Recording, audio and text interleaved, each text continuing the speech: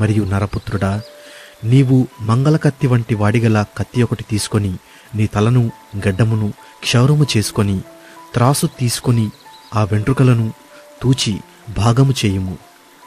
పట్టణమును ముట్టడి వేసిన దినములు సంపూర్ణమైనప్పుడు నీవు పట్టణములో వాటి 3వ భాగమును కాల్చి 2వ భాగమును తీసి ఖడ్గము చేత హతము చేయు రీతిగా దానిని చుట్టూ విసిరికొట్టి మిగిలిన భాగము గాలికి ఎగిరిపోనిమ్ము.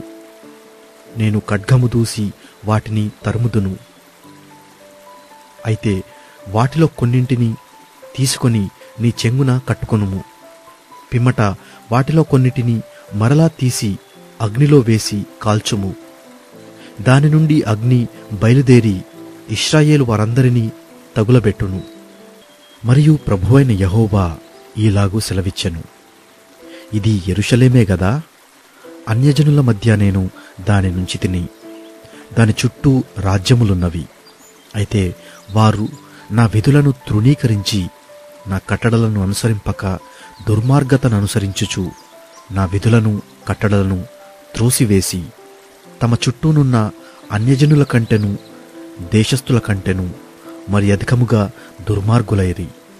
కాబట్టి ప్రభువైన యెహోవా ఇలాగూ సెలవిచ్చుచున్నాడు, నా కట్టడలను అనుసరింపకయు నా విధులను గైకొనకయు నుండువారై మీ చుట్టూనున్న అన్యజనులకు కలిగియున్న విధులనైనను అనుసరింపక మీరు మీ చుట్టూనున్న దేశస్థుల కంటే మరి అధికముగా కఠిన హృదయులైతిరి. కావున ప్రభువైన యెహోవానగు నేను నీకు విరోధినైతిని. అన్యజనులు చూచుచుండగా నీకు శిక్ష విధింతును. నీ హేయ కృత్యములను బట్టి పూర్వమందు నేను చేయని కార్యమును ఇక మీదట నేను చేయబూనుకొనని కార్యమును నీ మధ్య జరిగింతును. కావున నీ మధ్య తండ్రులు తమ కుమారులను భక్షింతురు, కుమారులు తమ తండ్రులను భక్షింతురు.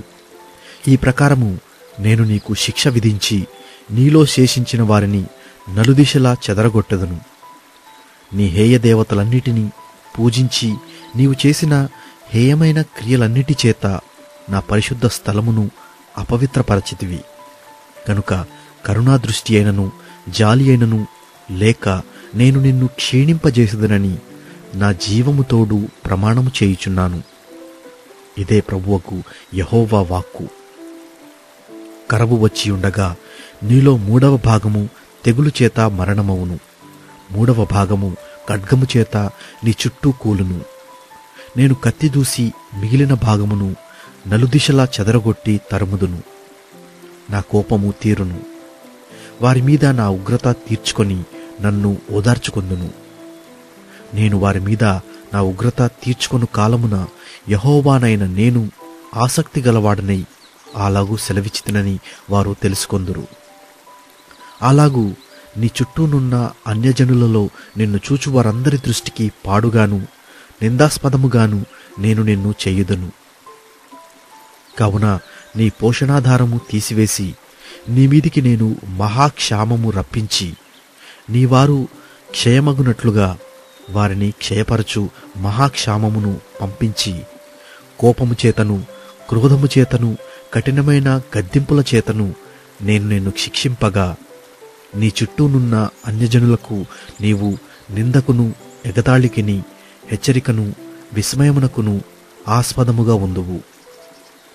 యెహోవానగు నేనే ఆజ్ఞ ఇచ్చియున్నాను. ఈ ప్రకారము నేను నీ మీదికి క్షామమును దుష్ట మృగములను పంపుదును. అవి నీకు పుత్రహీనత కలుగుజేయును. తెగులును ప్రాణహానియు నీకు కలుగును. మరియు నీ మీదికి ఖడ్గమును రప్పించెదను. యెహోవానగు నేనే ఇలాగూ ఆజ్ఞ ఇచ్చుచున్నాను.